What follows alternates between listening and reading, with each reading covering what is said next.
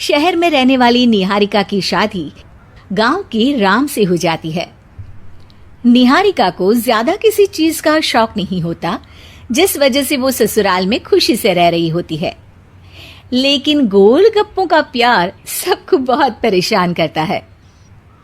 देखो जी, हमारी शादी को ना 1 हफ्ता हो गया और मुझे गोलगप्पे खाए हुए पूरे 7 दिन बीत गए। इतने लंबे समय तक अपने गोलगप्पों के बिना मैं आज तक नहीं रही। ओहो, आई बड़ी गोलगप्पे खाने वाली। हुक्म तो ऐसे चला रही है जैसे तेरे पापा ने हमें यहाँ कोई दुकान खोल कर दी हो। बेटी तो दी है ना, अब उसे थोड़े गोलगप्पे तो आप भी खिला सकते हैं ना। अरे देखो तो जरा, नास पीटे गोलगप्पों के पीछे कैसे कैंची की जैसी जुबान चल रही है इसकी। देखिए मम्मी जी, आप भले मुझे कुछ भी बोलिए, लेकिन अपने गोलगप्पों के लिए मैं कुछ नहीं सुन सकती। हाँ, अरे मैं तुम्हें गोलगप्पे खिला दूंगा, थोड़ा सब्र तो करो।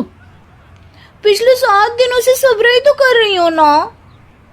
अरे गोलगप्पे ही तो है, इतना बेचैन क्यों हो रही हो? आ जाएंगे। सुनो जी, हम लड़कियां पति के बिना रह सकती हैं, पर गोलगप्पों के बिना नहीं, कभी नहीं। वो मेरा पहला और आखिरी प्यार है। निहारिका की बात सुनकर उसकी सास और पति सिर पकड़कर बैठ जाते हैं।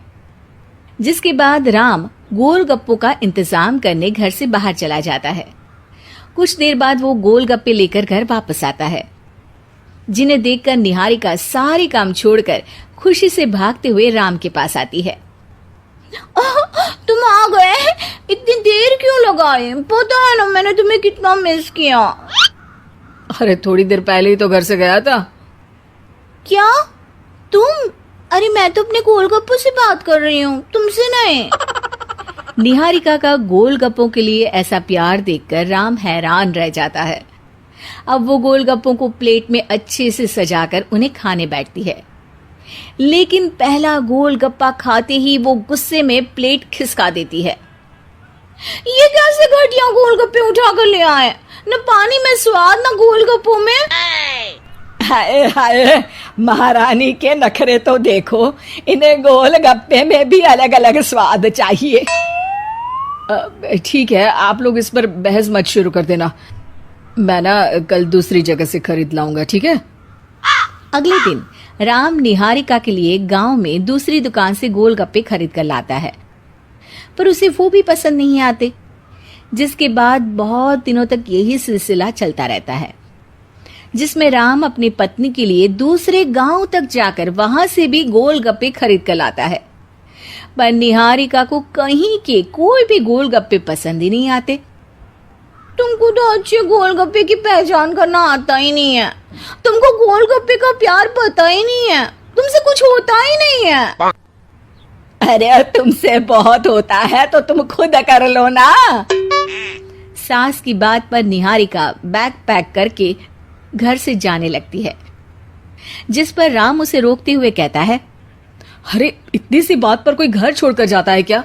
मैं कल शहर जाकर तुम्हारी पसंद के गोलगप्पे ले आऊंगा, ठीक है?